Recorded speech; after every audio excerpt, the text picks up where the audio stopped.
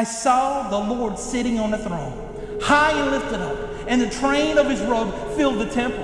Now see, Isaiah forgets about the funeral. He looks up and he sees God sitting on the throne, high and lifted up. We can see here that the outer fringes of God, his robe fills the temple. That's amazing, friends. Listen, Boneyard, how many times have we been to church and we said, wow, God really showed up today? Oh, if God really showed up, we'll end up like Isaiah did.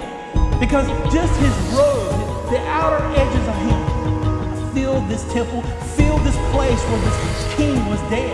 Notice Isaiah doesn't talk about the casket, the king, how it was solid gold, or he doesn't talk about the dignitaries or the people who were in attendance. He says, I saw the Lord high and lifted up. So we look at verse 2.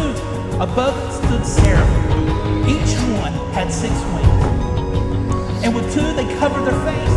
And with 2 they covered their feet. And with 2 they flew. So we can look at their body language. And we can distinguish something about God. God is holy. See, that scares us, something in us. It makes us wonder. We're confounded. We're enamored with God's holiness. But something inside of us also is repelled by God's holiness. We can see here that their feet, they cover their feet because they're in the presence of God. God told Moses, take off your shoes for you're on holy ground.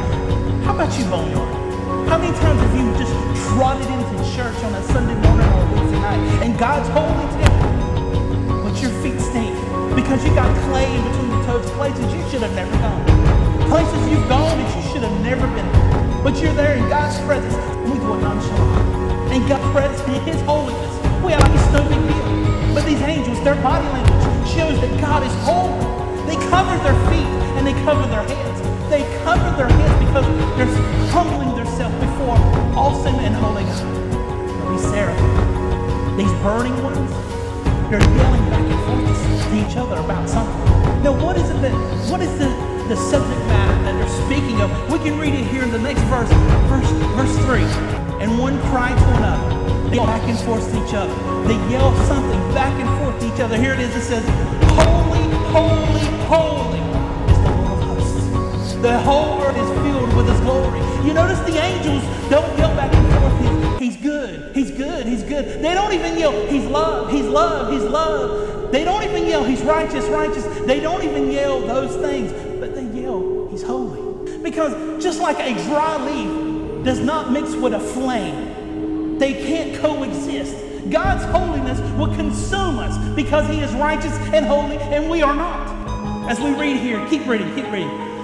What a natural man will do in the holiness of God. Verse 5. This is Isaiah speaking. He said, so I said, woe is me, for I am undone. Notice the word undone. We don't use that very much anymore, but what it really means, if you break it down into the Greek, is I fall apart at the seams. Think about an old shirt or some fabric, has the strings come loose and it falls apart. Isaiah falls apart in God's holiness. Many of us nonchalant and say, God really showed up in church today. He was really there. If God really showed up in your church, you would be undone. You would say, woe is me. And you, friend, you in the Boneyard, you sitting there wherever you are, fall down to your knees and ask God to forgive you of your sins. Ask God to wash away your iniquity. While we were yet sinners, Christ died and washed away our sins.